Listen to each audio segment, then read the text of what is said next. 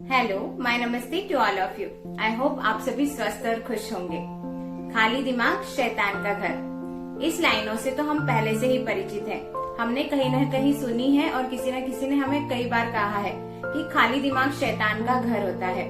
आखिर ऐसा क्यों होता है? तो आज के वीडियो में हम जानेंगे और समझेंगे कि आखिर ऐसे क्यों कहा जाता है कि जिसके पास कोई काम नहीं होता या खाली बैठना कितना खतरनाक हो सकता है।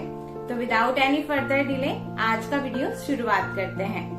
खाली बैठना या किसी काम में न रहना, सभी आखिर इसी बात पर जोर क्यों देते हैं? इसी बात को प्रेशराइज क्यों करते हैं? इसी बात को फोकस होकर क्यों कहते हैं कि हमें कभी खाली नहीं रहना चाहिए? क्या होता है कि जो व्यक्ति खाली होता है, कोई पर्सन है वो हमेशा खाली रहता है, उसके पास कोई काम नहीं है, तो ऐसा व्यक्ति क्या करता है, ऐसा पर्सन क्या करता है कि वो दूसरों की लाइफ में इंटरफेयर करने लगता है। किसके यहाँ पर क्या हो रहा है, कौन कहाँ जा रहा है, कौन क्या कर रहा है, किसकी लाइफ में क्या क्या चल रहा है, इन सारी चीजों का हिसाब उससे हम पूछ सकते हैं। तो क्या होता है ऐसे में, जब वो दूसरों की लाइफ में इंटरफेयर करता है तो वो सामने वाले पर्सन को तो डिस्टर्ब करता ही है, साथ ही साथ में अपनी रिस्पेक्ट भी कम कर लेता है। तो इसीलिए कहा जाता है कि हमें खाली नहीं बैठना चाहिए, क्योंकि क्या होता है कि हमारे माइंड की एक टेंडेंसी है कि वो कभी खाली नहीं बैठता, वो हमेशा सोचते रहता है, हमेशा कुछ न कुछ करते रहता है। लेकिन यदि उसे सही दिशा नहीं दी गई, उसे सही एनर्जी जिस प्लेस पर लगनी चाहिए वो जगह नहीं बताई गई, तो वो डिस्ट्रक्टिव हो जाएगी, तो खुद का तो विनाश कर ही लेगी, खुद का तो नुकसान हो ही जाएगा, साथ में हम दूसरों को भी परेशान करते रहेंगे। इसलिए हमें क्या करना चाहिए, हमें किसी न किसी काम में हमेशा व्यस्त रहना चाहिए। न रहने वाला व्यक्ति या कोई पर्सन जो जिसके पास कोई काम नहीं है, जो हमेशा खाली बैठे रहता है, तो वो क्या होता है कि उसके माइंड में नकारात्मक और नेगेटिव थॉट्स आते हैं जो उसे परेशान कर देते हैं, और नेगेटिव थॉट्स की वजह से धीरे धीरे उसका इफेक्ट बॉडी और शरीर पर भी पड़ने लगता है और कई बीमारियों की चपेट में वो व्यक्ति आ जाता है। ह्यूमन माइंड को यदि कोई काम नहीं दिया गया तो वो खुद को ही खाने लगता है, खुद को ही परेशान कर देता है।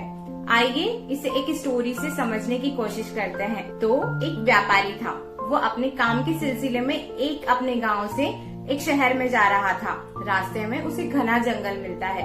वो सोचता है कुछ देर आराम कर लिया जाए, और जब वो आराम करके सो करके उठता है तो वो क्या देखता है कि उसके पास में एक चिराग पड़ा हुआ है। और वो जैसे ही उस चिराग को उठाता है, उसे हल्का सा प्रेस करता है, तो क्या होता है उसमें से एक बड़ा सा जिन निकलकर सामने आ जाता है और कहता है कि मैं तुमसे बहुत खुश हुआ, मैं तुम्हारे साथ चलने को तैयार हूँ, मैं तुम्हारे सारे काम चुटकियों में कर दूंगा। लेकिन जिन कहता है कि मेरी एक शर्त है, मुझे हर वक्त काम चाहिए होगा, मतलब मुझे खाली बैठना बिल्कुल पसंद नहीं, मुझे काम करते रहने की आदत है, तुम्हें मुझे इंगेज करके रखना होगा, अगर ऐसा नहीं हुआ तो मैं तुम्हें ही खा जाऊंगा।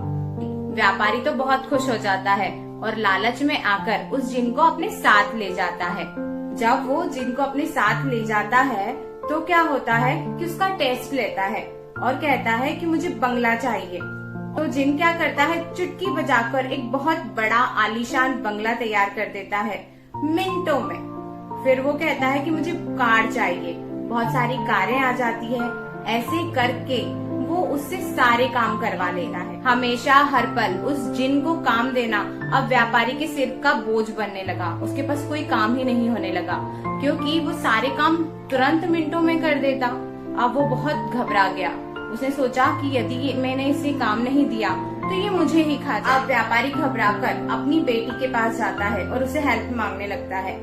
व्यापारी अपनी सारी स्टोरी अपनी बेटी को सुना देता है, तो उसकी बेटी कहती है कि पापा बस इतनी सी बात है, उस जिन को तो मैं काम पर लगाती हूँ। जैसे ही वो लड़की जिन के पास जाती है और उसे कहती है कि जैसे ही तुम्हें कोई काम न मिले तो तुम्हें क्या करना है, ये सीढ़ियाँ चढ़नी है और ये सीढ़ियाँ उतरनी है, और जैसे ही तुम्हारा काम कुछ आए तो उस काम को फिनिश करना है, और जैसे ही तुम्हारा काम फिनिश हो जाए फिर सीढ़ियाँ चढ़ना, फिर उतरना, फिर चढ़ना, फिर उतरना, फिर चढ़ना, फिर उतरना। तो हमारा माइंड भी ऐसा है। अब ये तो नहीं पता कि ये स्टोरी कितनी सही है या कितनी गलत। जो हमारा ह्यूमन माइंड है वो जिन की तरह ही है। पता नहीं ये स्टोरी कितनी हद तक सही है, लेकिन हमें हमेशा व्यस्त रहना चाहिए। यदि हम व्यस्त नहीं रहेंगे तो हमारी जो एनर्जी है, हमारी जो ऊर्जा है, जो हमारी कैपेसिटी है, हम वहाँ तक नहीं पहुँच पाएंगे और कुछ कंस्ट्रक्टिव नहीं करेंगे और हम डिस्ट्रक्टिव करेंगे। तो चेक करें कि कहीं आप फ्री तो नहीं रह रहे हैं, कहीं आप दूसरों की लाइफ में इंटरफेयर तो नहीं कर रहे हैं, कहीं आप किसी को परेशान तो नहीं कर रहे हैं। यदि ऐसा है तो चेंज करने की जरूरत है। यदि ऐसा है तो आप अपनी लाइफ में प्रॉब्लम्स को खुद ही इनवाइट कर रहे हैं। सो हमें क्या करना है, यदि हमें लगता है कि हम फ्री हैं, हमारे पास कोई काम नहीं है, तो हमें क्या करना है, खुद को समझना है, खुद का पैशन फाइंड करना है कि ऐसा कौन सा काम है जो हम कर सकते हैं, ऐसा कौन सा काम है जिसे हम करने के लिए बने हुए हैं, तो उसे ढूंढना चाहिए और उस पर काम करना चाहिए।